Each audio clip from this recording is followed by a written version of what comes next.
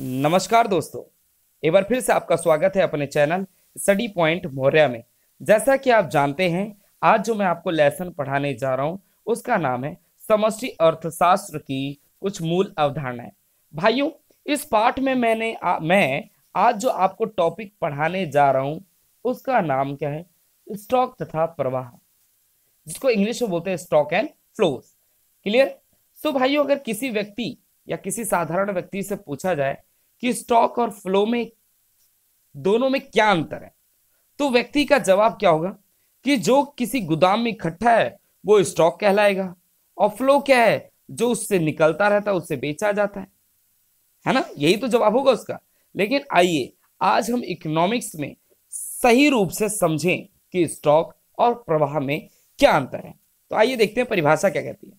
ये जो red colour की परिभाषा है ना भाइयों, स्टॉक समय के एक निश्चित बिंदु पर मापे जाने वाली मात्रा है। क्या कह रहा है? समय के एक निश्चित बिंदु पर मापी जाने वाली मात्रा है। जैसे इसके आगे एग्जांपल दे रखा है, 1 जनवरी 2019 को आपके बैंक खाते में 20,000 रुपए हो सकते हैं। इसके बाद 10 जनवरी 2019 को आपके बैंक खाते में 25,000 रुपए हो सकते हैं। ये सभी मूल्य स्टॉक मूल्य हैं। क्यों भाइयों? क्योंकि समय के एक विशेष बिंदु पर इसे मापा जाता है। यहां पे भी परिभाषा में भी लिखा है एक निश्चित बिंदु पर मापा जाता है। एक निश्चित बिंदु क्या है? जैसे मैं आज बोलता हूं आज 24 तारीख है, या आज 24 तारीख या 24 अप्रैल 2020 में मेरे खाते में कितना है पैसा अकाउंट में? 800 रुपए। तो भाइयों, ये जो 800 रुपए है ना, ये कब मापा मैंने? 24 अप्रैल 2020 को। ये 24 अप्रैल 2020 क्या है भाइयों? एक निश्चित तिथि है, एक निश्चित बिंदु है। ये थोड़ी नहीं कह सकता कि 4 साल पहले मेरे अकाउंट में 10,000 रुपए थे। तो 4 साल, ये कौन से 4 साल? वो प्रवाह कहलाएगा। लेकिन स्टॉक क्या होता है? एक निश्चित बिंदु मांगता है, एक निश्चित बिंदु, एक point of time. Clear? Stock क्या कहता है? एक निश्चित बिंदु। अगर मैं बोलता हूं पिछले सप्ताह, तो अगर सप्ताह नहीं बोला जाएगा, उस पिछले हफ्ता में कौन सा दिन था? सोमवार। तो सोमवार को मैंने हाईलाइट किया, तो एक निश्चित बिंदु को हाईलाइट किया, तो वो सोमवार का दिन दिया मैंने। सप्ताह का कौन सा दिन था? सोमवार। तो जो सोमवार होगा वो स्टॉक कहलाएगा, क्योंकि एक निश्चित बिंदु पर मैं ध्यान को आकर्षित कर रहा हूं। क्लियर है भाई? अब आइए देखते हैं प्रवाह क्या होता है। प्रवाह में भाइयों क्या बोलता है? जैसे ये रेड कलर में दे रखा है, प्रवाह समय की एक निश्चित या विशिष्ट भी लिख सकते हो आप पेपर में। ये जो विशिष्ट लिखा है ना, इसको निश्चित भी लिख सकते हो। क्लियर? परिभाषा क्या कहती है? प्रवाह समय की एक निश्चित या विशिष्ट अवधि में मापी जाने वाली विशिष्ट अवधि। ये अवधि क्या होती है? जैसे आप शायद 1,500 रुपए प्रति माह, क्या है? प्रति माह जेब खर्च प्राप्त कर सकते हैं या करते हैं। आप शायद 50 रुपए प्रतिदिन, 50 रुपए प्रतिदिन कैंटीन में। तो यहां पे क्या है? प्रति माह और प्रतिदिन। तो ये कौन सा दिन है, कौन सा माह है, ये इधर मेंशन नहीं है। क्लियर हो गया? इसके बाद आगे क्या बोलता है? आपको शायद आपने बैंक जमा पर 8% वार्षिक ब्याज प्राप्त होता है। क्लियर? शायद बोला है, यहां पे क्या बोला है? शायद बोला है। तो मतलब इट मीन्स यहां पे क्या है? कोई क्लियर नहीं है। कौन सा साल है ये भी क्लियर नहीं है। क्या बोला यहां पे? वार्षिक ब्याज। तो इनमें कौन सा साल है ये भी नहीं पता। तो इसलिए जहां पर कोई निश्चित अवधि खाली होती है तो वो प्रवाह में आती है भाइयों। और जहां पे निश्चित बिंदु आता है, तारीख आती है, दिन आता है, वो महीने का नाम आता है, तो वो क्या कहलाता है? स्टॉक कहलाता है। क्लियर भाइयों? अब आइए देखते हैं इसके आगे क्या लिखा है। ये सभी मूल्य या मात्राएं प्रवाह हैं, क्योंकि इन्हें प्रति इकाई समय अवधि पर मापा जाता है। जैसे 1 घंटा, 1 दिन, 1 माह, 1 वर्ष इत्यादि। आगे नीचे एग्जाम्पल लिखा है, आय, व्यय, उत्पादन, उपभोग तथा ब्याज प्रवाह चर के कुछ महत्वपूर्ण उदाहरण हैं। क्लियर? एग्जाम में छांटने के लिए आता है कि ये 4 ऑप्शन है, तो 4 ऑप्शन में से ऐसा कौन सा है जो प्रवाह है, कौन सा ऐसा स्टॉक है, तो ये छांटने के लिए आता है। तो इसलिए हमें क्लियर, हमें पता होना चाहिए। जैसे इसमें लास्ट में क्या देखा है? आय, ये क्या है? प्रवाह है। व्यय प्रवाह है। उत्पादन, उपभोग तथा ब्याज प्रवाह चर के कुछ महत्वपूर्ण उदाहरण है। क्लियर? इन उदाहरणों को थोड़ा और डीपली हम पढ़ते हैं। ये जो 9 बिंदु दे रखे हैं, ठीक है भाइयों, इसको जरा हम इन दोनों के बीच के अंतर को समझते हैं कि हमें इसे एग्जाम्पल से और क्लियर हो जाएगा। जैसे स्टॉक में पहला पॉइंट क्या दे रखा है? वेल्थ दे रखा है, संपत्ति दे रखी है। भाई 5 लाख रुपए मैंने क्या कर रखा है? एफडी कर रखा है। ये एक स्टॉक है, संपत्ति क्या है मेरी? स्टॉक है। क्यों? क्योंकि एक निश्चित बिंदु पर इसे मैंने डिपॉजिट किया और एक निश्चित बिंदु पर इसे मैं प्राप्त करूंगा। क्लियर? अगर मैं बोलूं आज ये जो मेरी संपत्ति घर है, ये इस समय 10 लाख रुपए की है। आज तारीख है 24 अप्रैल 2020 को ये घर जो है 10 लाख रुपए का है, तो ये संपत्ति है। तो संपत्ति क्या हो गई? फिक्स होती है। क्लियर? और वहीं पे दूसरी जगह देखो, प्रवाह में, प्रवाह जो बोला है इनकम। भाइयों याद रखना, इनकम जो होती है, जो व्यक्ति की इनकम आय जो होती है, एक प्रवाह है। क्यों? चाहे वह दैनिक हो, साप्ताहिक हो या मानसिक हो, क्लियर, या किसी अवधि में कमाई गई हो, तो ये प्रवाह होती है। इनकम क्या होती है? हर समय हर महीने फिक्स नहीं होती, कभी घटती बढ़ती रहती है। कभी मैंने छुट्टी कर लिया या कभी मैंने ओवर टाइम कर लिया, घटती बढ़ती रहती है इनकम। तो इनकम किस में आता है? हमेशा याद रखना भाइयों, हमेशा प्रवाह में आता है। क्लियर? अब जैसे दूसरा पॉइंट स्टॉक में आता है श्रम बल। क्या रखा है? श्रम बल। लेबर फोर्स जो होता है भाइयों, ये भी अपना एक इनका फिक्स टाइम होता है, 8 घंटे इनको काम करना है। तो लेबर फोर्स भी क्या कहलाएगा? स्टॉक कहलाएगा।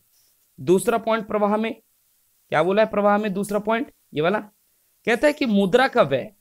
भाइयों रोज का खर्चा, आज हमारे घर में चाहे 20 रुपए की सब्जी आई तो कल 30 की आएगी, परसों 40 की हो सकती है, नरसों 10 रुपए की हो सकती है। तो ये मुद्रा का व्यय हमारा घट और बढ़ सकता है।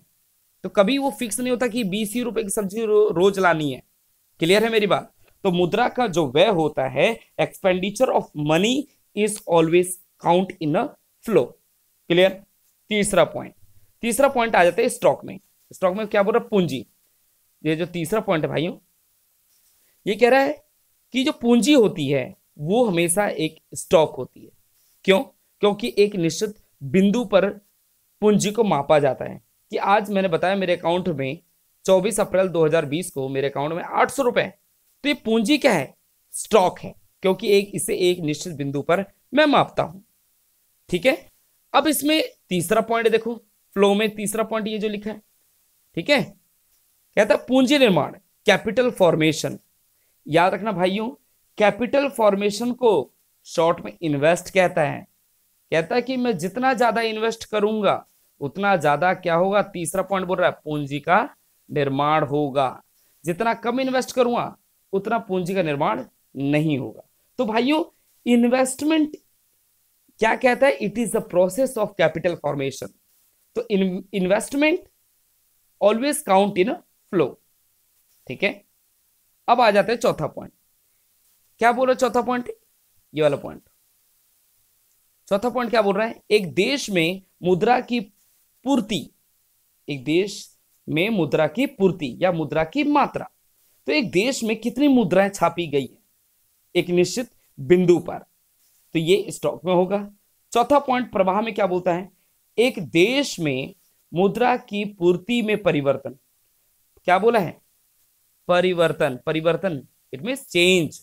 जब चेंज होगा, कम या ज्यादा होगा, तो किस में काउंट होगा? फ्लो में काउंट होगा। पांचवा पॉइंट बैंक जमाएं, बैंक डिपॉजिट। ठीक है? बैंक डिपॉजिट, बैंक जमाएं क्या होती है भाइयों?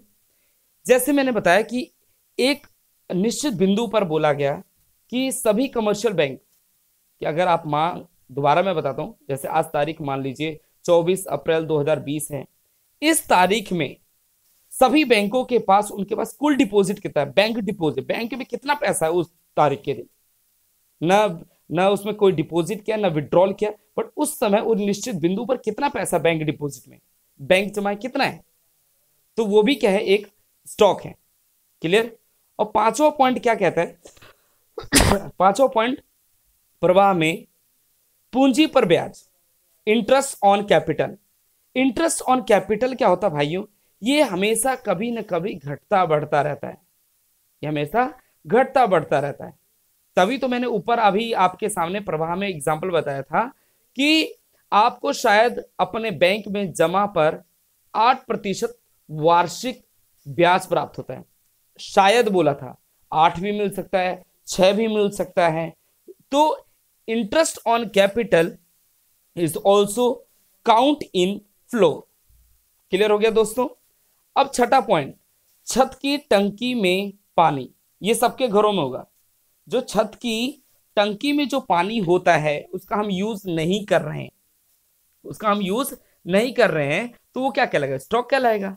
अब जैसे ही मैं उस छत की टंकी के पानी का रिसाव करता हूं, उसका यूज करता हूं, तो क्या कहलाएगा भाइयों? प्रवाह में काउंट होगा। क्लियर।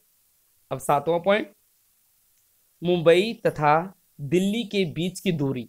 मुंबई तथा दिल्ली के बीच की दूरी, मान लीजिए, मुझे एक्चुअली एग्जैक्ट डिस्टेंस नहीं पता दिल्ली और मुंबई के बीच की दूरी, मान लो 800 या 1000 किलोमीटर है। दिल्ली से मुंबई की दूरी जो है 800 किलोमीटर।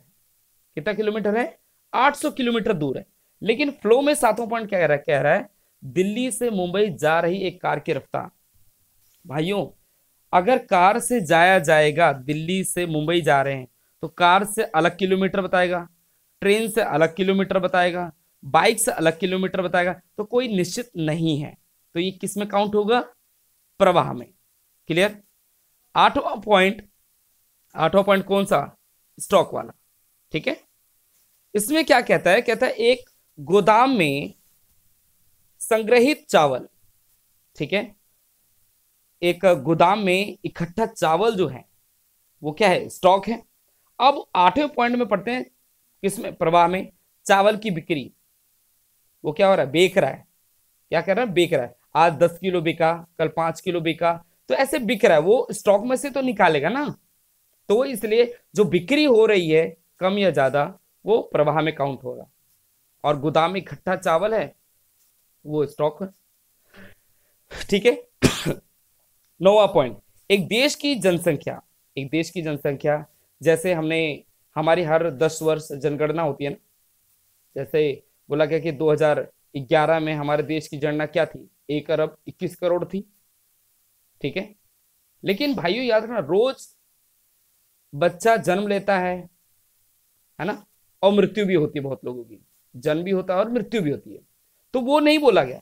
लेकिन एक एग्जैक्ट पॉइंट ऑफ टाइम 2011 में देखा गया, एक देश की जनसंख्या जो है वो स्टॉक में काउंट होगी। और फ्लो में अगर जाया जाए, ये वाला फ्लो में जाया जाए, तो कहता है जन्म लेने वाले बच्चों की संख्या। ये क्या है? फ्लो है। फ्लो है क्योंकि रोज बच्चे पैदा हो रहे हैं। क्लियर दोस्तों। अब आ जाते इन दोनों के बीच में अंतर समझेंगे। स्टॉक और प्रवाह में क्या अंतर है? अधिकतर तो हमने पीछे ही लर्न कर लिया, लेकिन एक बार और नजर मार लेते हैं दोनों में क्या अंतर है, छोटा छोटा। भाइयों, पहला पॉइंट इसका देखेंगे, पहला पॉइंट इसका देखेंगे, देन दूसरे पे जाएंगे। क्लियर। देखो, स्टॉक क्या कहता है? स्टॉक से अभिप्राय समय के एक निश्चित बिंदु, लिखा ना, एक बिंदु पर एक चर के मूल्य से है। वही वाली परिभाषा लिख देना ऊपर वाली, एक निश्चित बिंदु पर मापा जाता है, तो वो स्टॉक कहलाता है। और प्रवाह में समय की एक अवधि के दौरान एक चर के मूल्य से है। मतलब कि आप इसमें क्या, एक बिंदु और इसमें एक अवधि। क्लियर। पहला पॉइंट यही है। दूसरा पॉइंट क्या बोल रहा है? स्टॉक का समय काल नहीं होता, कि रोज नहीं देखा जाता, वो किसी एक विशेष बिंदु की बात करता है। किसकी बात करता है दोस्तों? विशेष बिंदु पर मापा जाता है। क्लियर। बट प्रवाह का जो समय काल होता है, प्रवाह का क्या होता है? समय काल होता है। क्यों होता है समय काल दोस्तों? क्योंकि ये प्रति जो है, क्या बोल रहा है? प्रति घंटा, प्रति माह, प्रति वर्ष। लेकिन इसमें मेंशन नहीं कौन सा दिन है, कौन सी तारीख है, कौन सा सन है, यहां कोई मेंशन नहीं है, इसलिए इसको प्रवाह में काउंट किया गया। क्लियर दोस्तों। अब आ जाते हैं अपना तीसरा पॉइंट। कहता है स्टॉक, जो स्टॉक है प्रवाह को प्रभावित कर सकता है, और प्रवाह जो है स्टॉक को प्रभावित कर सकता है। ये दोनों दोस्तों एक दूसरे को प्रभावित कर सकते हैं। क्लियर। तीसरा पॉइंट बताता हूं दोबारा, जैसे लिखा है क्या तीसरा पॉइंट, स्टॉक में बता रहा हूं। ये वाला पॉइंट क्या बता रहा है? स्टॉक प्रवाह प्रवाह को प्रभावित करता है। पूंजी का स्टॉक जितना अधिक होता है, वस्तुओं तथा सेवाओं का प्रवाह भी उतना ही अधिक होता है। मेरे पास जितना पूंजी का ज्यादा से ज्यादा स्टॉक होगा दोस्तों, ठीक है, वस्तुओं तथा सेवाओं का मैं प्रवाह भी उतना ही अधिक करूंगा। क्लियर। और दूसरा, इसमें प्रवाह में तीसरा पॉइंट क्या लिखा है, प्रवाह स्टॉक को प्रभावित करता है। प्रवाह जो होता है वो स्टॉक को प्रभावित करता है। आय का प्रवाह जितना अधिक होता है, इनकम का फ्लो जितना अधिक होगा, इनकम जितनी मेरे पास ज्यादा आएगी दोस्तों, लोगों के पास धन का स्टॉक भी उतना ही अधिक होगा। मान लो दोस्तों मेरे पास किराया भी आ रहा है कहीं से, ठीक है, इनकम भी आ गई, और अलग रिसोर्सों से मैंने हर जगह से पैसा इनकम को प्राप्त किया, तो क्या कह रहा पॉइंट की देखो ध्यान से, कहता है आय का प्रवाह जितना अधिक होता है, लोगों के पास धन का स्टॉक भी उतना ही अधिक होता है। क्लियर। जितनी ज्यादा आय अधिक होगी उतना ज्यादा लोगों के पास स्टॉक भी बढ़ता जाएगा। क्लियर भाइयों। तो मैं आशा करता हूं कि आपने स्टॉक और प्रवाह दोनों के उदाहरण को ध्यानपूर्वक समझा होगा, दोनों की परिभाषाएं समझ आई होंगी, दोनों के बीच में अंतर भी समझ आया होगा। तो भाइयों मैं आशा करता हूं कि आपको ये ध्यानपूर्वक समझ आया होगा। क्लियर है भाइयों। तो मैं आशा करता हूं कि आप अच्छे नंबरों से पास होंगे और इस जो सारे उदाहरण है, उदाहरणों में से आपके एग्जाम में जरूर आएगा। नमस्कार दोस्तों।